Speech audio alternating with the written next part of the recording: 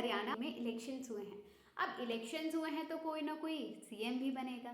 CM कौन बनेगा ये हम बीजेपी पर छोड़ देते हैं। लेकिन क्या आपको मालूम है कॉन्स्टिट्यूशन में मुख्यमंत्री को नियुक्त करने के संबंध में क्या प्रावधान है? नहीं तो हम आपको बताते हैं। संविधान में मुख्यमंत्री की नियुक्ति और निर्वाचन के लिए कोई विशेष प्रक्रिया नहीं दी गई है। केवल एक अनुच्छेद 164 में ये कहा गया है कि राज्यपाल मुख्यमंत्री की नियुक्ति करेगा। लेकिन इसका मतलब ये नहीं है कि राज्यपाल किसी भी व्यक्ति को उठा के मुख्यमंत्री बना दे। संसदीय व्यवस्था में होता ये है कि राज्यपाल विधानसभा में बहुमत प्राप्त दल के नेता को मुख्यमंत्री नियुक्त करता है। तब क्या होगा जब किसी भी दल को स्पष्ट बहुमत ही प्राप्त ना हो? तब राज्यपाल किसे मुख्यमंत्री नियुक्त करेगा, ये एक बड़ा सवाल है।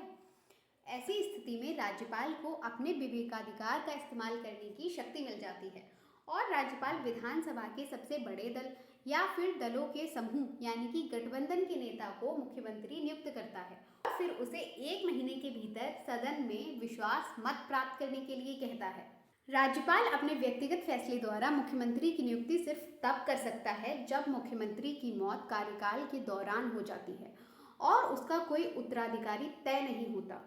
हालांकि होता ऐसा है कि सत्तारूढ़ दल पहले ही नए नेता का चुनाव कर लेता है और फिर राज्यपाल के पास उस मुख्यमंत्री को नियुक्त करने के अलावा और कोई विकल्प नहीं बचता।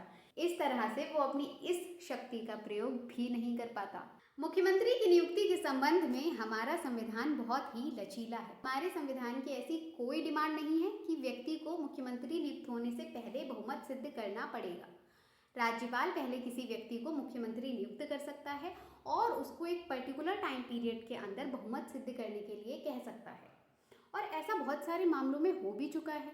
जैसे कि जम्मू कश्मीर के राज्यपाल जगमोहन जी ने जी.एम. शाह को पहले मुख्यमंत्री नियुक्त किया और उसके बाद उन्हें सदन में अपना बहुमत सिद्ध करने के लिए आंध्र प्रदेश के राज्यपाल रामलाल जी ने भास्कर राव को मुख्यमंत्री नियुक्त किया और फिर सदन में बहुमत सिद्ध करने के लिए 1 महीने का समय दिया।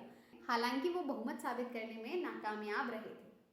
अगर मैं आपसे पूछूं कि किसी व्यक्ति को मुख्यमंत्री नियुक्त होने के लिए किस सदन का सदस्य होना चाहिए तो आप में से बहुत सारे लोग जवाब देंगे विधानसभा का। और अगर मैं आपसे ये कहूं कि आपका जवाब गलत है तो जी हाँ, मुख्यमंत्री नियुक्त होने के लिए किसी व्यक्ति को विधानसभा का सदस्य होना अनिवार्य नहीं है। कोई व्यक्ति जो विधान परिषद का सदस्य है भी मुख्यमंत्री नियुक्त किया जा सकता है। ऐसा बहुत सारे मामलों में हुआ भी है।